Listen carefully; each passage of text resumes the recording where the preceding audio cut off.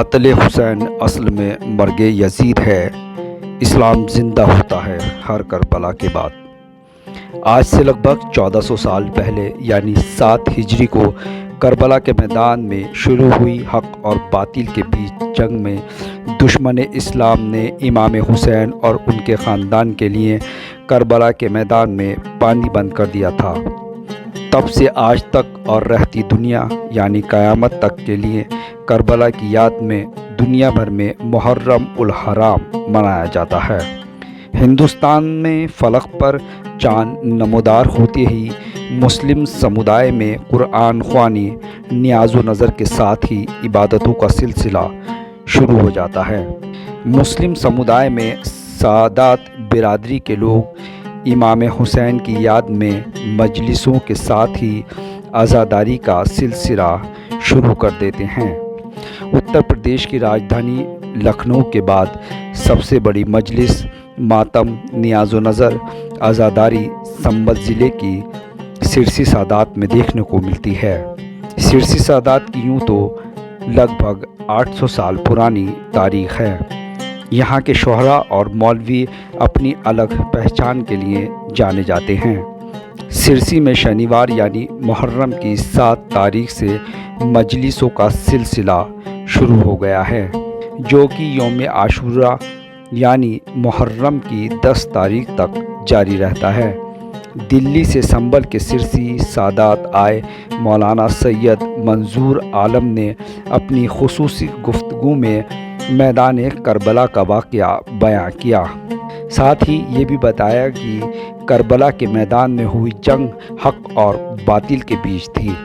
جس میں حق کی جیت ہوئی اور باطل کو شکست ملی۔ اتر پردیش کا ایک ضلع سنبھل، جس کا ایک قصبہ سرسی سادات، یوں تو اس کی تاریخ 800 سال پرانی ہے، اور اگر موجودہ دور کی بات کی جائے تو مولویت اور شاعری کے لیے یہ جانا جاتا ہے، چونکہ مہینہ محرم کا چل رہا ہے، اور محرم میں جو سرسی سادات ہے وہ پورے ہندوستان میں جانا جاتا ہے۔ آخر اس کی کیا تاریخ ہے، یہ بات کرتے ہیں۔ سر، سب سے پہلے جو سرسی سادات ہے اس کی تھوڑی تاریخ پر روشنی ڈالیں۔ سرسی سادات ایک بہت ہی پرانی بستی ہے، اور ہمارے یہاں کی تاریخ اگر کسی کو دیکھنی ہے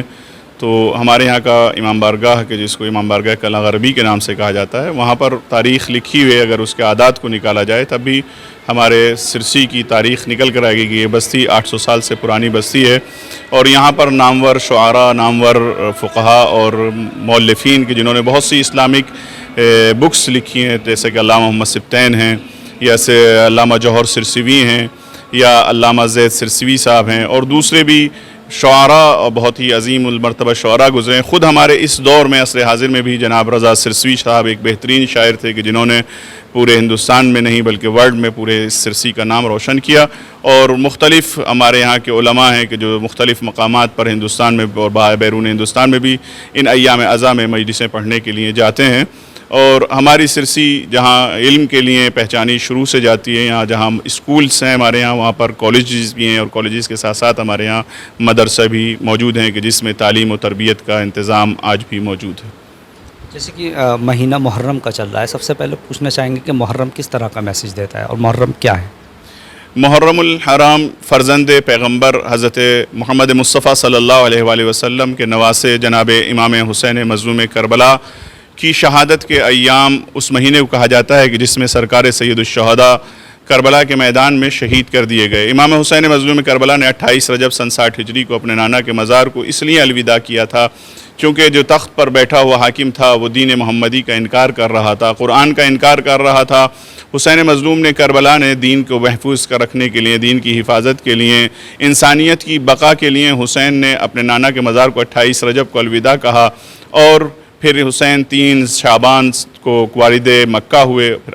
8 ذی الحجہ کو حسین نے مکہ کو الوداع کہا، 2 محرم کو حسین والد کربلا ہوئے، 7 محرم الحرام جو آج کا دن ہے، اس دن سے حسین کے لشکر پر پانی بند کر دیا گیا۔ روز عاشور وہ دن ہے کہ جس دن حسین مظلوم کربلا کو بڑی ہی بے دردی کے ساتھ، تاریخ انسانیت میں ایسے ظلم کسی طرح سے نہیں ملتے، کسی بھی انسان پر ایسے ظلم نہیں کیے گئے جو کربلا کے میدان میں ظلم کیے گئے، اور ظلم کی انتہا یہاں تک ہو گئی کہ ایک شیر خوار بچہ کہ جس کی ماں کا دودھ بھی خشک ہو چکا تھا، کربلا کے میدان میں، اس کو بھی شہید کر دیا گیا۔ یہ ساری دہشت گردی، یہ سارا جو آتنکواد وہاں پر پھیلایا گیا تھا، یہ اسلام کے نام پر پھیلایا گیا تھا، جبکہ اسلام نام ہے دین سلامتی کا، جو دوسروں کو بھائی چارگی، اتحاد، یکجہتی، امن و امان کا پیغام دیتا ہے۔ لیکن یزید اور اس کے چاہنے والوں نے کربلا کے میدان میں امن و امان کو ختم کیا اور انسانیت کو قتل کر دیا۔ ابھی آنے والے دنوں میں کس طرح سے مجلسوں کا پروگرام رہے گا، کس طریقے سے یہاں پر پروگرام رہیں گے؟ ہمارے ہاں مختلف طریقے سے ہم حسین مظلوم کربلا کا جو میسیج ہے، اصل میسیج کہ جس کو خود امام حسین مظلوم کربلا نے تحریری شکل میں اپنے بھائی محمد حنفیہ کو تحریر کر کے دیا تھا، جس میں حسین مظلوم کربلا نے فرمایا تھا کہ میں نہ قتل و غارت گری، فتنہ و فساد، خون ریزی کے لیے نہیں جا رہا ہوں، بلکہ میرے جانے کا مقصد یہ ہے کہ میں اصلاح امت چاہتا ہوں، میں امت کی اصلاح کرنا چاہتا ہوں، لوگوں کو امر بالمعروف اور نہی عن المنکر کرنا چاہتا ہوں، اور سیرت پیغمبر اور سیرت رسول کو کے ساتھ ساتھ اپنے بابا کی سیرت کو بھی زندہ اور اجاگر کرنا چاہتا ہوں۔ ہم ان تینوں اہداف کو لوگوں تک پہنچانے کے لیے مختلف طریقوں سے ہم اس پیغامات کو پہنچانے کے لیے استعمال کرتے ہیں۔ کبھی ہمارے ہاں جلوس نکالے جاتے ہیں، جیسے کہ آپ نے صبح بھی دیکھا کہ ہمارے ہاں جلوس حضرت قاسم تھا، یا دن بھر اب مجلسوں کا سلسلہ شروع ہوگا، یہاں پر ابھی بھی مجلس ہوگی کہ جس میں مجھے مجلس پڑھنی ہے۔ اس طرح سے مختلف مقامات پر ہر امام بارگاہ میں ہمارے ہاں ٹوٹل دن بھر میں تقریباً 100 مجلسیں مردوں اور عورتوں کی ملا کر کے مجلسیں ہوتی ہیں۔ اس کے علاوہ جلوس ہوتے ہیں، جلوس کے علاوہ ہمارے ہاں ماتم بھی کیا جاتا ہے، اور کل کا دن جو آنے والا دن ہے وہ جناب عباس علمدار کربلا سے مخصوص ہے۔ 8 محرم، 9 محرم جناب علی اکبر سے مخصوص ہے۔ روز عاشور وہ دن ہے کہ جس دن ہم لوگ سب میدانوں میں جاتے ہیں، صحرا میں جاتے ہیں، وہاں جا کر کے زیارت عاشورہ پڑھتے ہیں، حسین کے اعمال عاشورہ کرتے ہیں، اور اس کے بعد ہمارے ہاں جلوس برآمد ہوتا ہے کہ جس کو جلوس عاشورہ کے نام سے یاد کیا جاتا ہے، اور اس دن ہم لوگ نماز صبح کے بعد سے لے کر عصر کے وقت تک فاقہ رکھتے ہیں۔ ہم لوگ کچھ کھاتے پیتے نہیں ہیں، کیونکہ مستحب ہے ہمارے مذہب میں کہ انسان روز عاشور کوئی ایسا کام نہ کرے کہ جس سے خوشی کا اظہار ہو اور انسان سیر و سیراب دکھائی دے۔ یہ پوری جنگ جو تھی حق اور باطل کے بیچ تھی، سرسی سادات میں جو اتحاد ہے اس کو لے کر کس طریقے سے پہل کی جاتی ہے، کیا ہوتا ہے؟ ہمارے ہاں الحمدللہ امام حسین مظلوم کربلا نے جیسا کہ پیغام دیا تھا کہ مثلی لا یباع مثلا، مجھ جیسا یزید جیسے کی بیعت نہیں کر سکتا، یعنی حسین نے پہلے دن بتا دیا تھا کہ جو میری جنگ ہے، جس لیے میں کربلا کے میدان جا رہا ہوں، جس لیے میں مدینے کو الوداع کر رہا ہوں، یہ حق اور باطل کی جنگ ہے۔ حق اور باطل کی جنگ کے لیے حسین مظلوم کربلا نے اول روز سے بتا دیا تھا کہ حق کا راستہ یہ ہے، باطل کا راستہ یہ ہے، اور ان دونوں راستوں کو پہچانوا بھی دیا تھا۔ الحمدللہ حسین کا غم، کوئی حسین ایک ایسی ذات نہیں ہے کہ جو کسی مذہب، کسی قوم یا قبیلے سے مخصوص ہو۔ ہمارے ہاں اہل سنت، برادران اہل سنت بھی مجالس اعزاء میں شرکت کرتے ہیں، مجالس برپا کرتے ہیں۔ میں خود ان کے ہاں مجلسیں پڑھ کر آیا ہوں، ہمارے وطن میں بھی مجلسیں ہوتی ہیں، ان کے ہاں سے جلوس برآمد ہوتے ہیں۔ ہمارے بھائی ہندو بھی ہمارے اس جلوس میں شرکت کرتے ہیں، جلوس میں نظر دیتے ہیں۔ خود جو کل کا دن جناب عباس سے مخصوص ہے، ہمارے بہت سے ہندو بھائی ایسے ہیں کہ جو جناب عباس علمدار کربلا کی نظر کرتے ہیں۔ یہ ساری چیزیں اس بات کی دلیل ہیں کہ حسین کسی ایک انسان کا نام نہیں ہے، کسی ایک مذہب سے مخصوص شخص کا نام نہیں ہے، بلکہ جیسا کہ شاعر نے کہا ہے کہ انسان کو بیدار تو ہو لینے دو، ہر قوم پکارے گی ہمارے ہیں حسین۔ بہت بہت شکریہ آپ کا امرت وچار سے خاص بات چیت کرنے کے لیے، اور آپ نے دیکھا کہ یہ جو جنگ تھی یہ حق اور باطل کے بیچ تھی، اور حسین صرف مسلمانوں کے نہیں پوری دنیا کے حسین ہے، اور سرسی سادات ہے، یہاں سے گنگا جمنی تہذیب کی مثال بھی یہاں پر دیکھی جاتی ہے۔ کیمرہ پرسن فردین علی کے ساتھ میں عبدالواجد، امرت وچار۔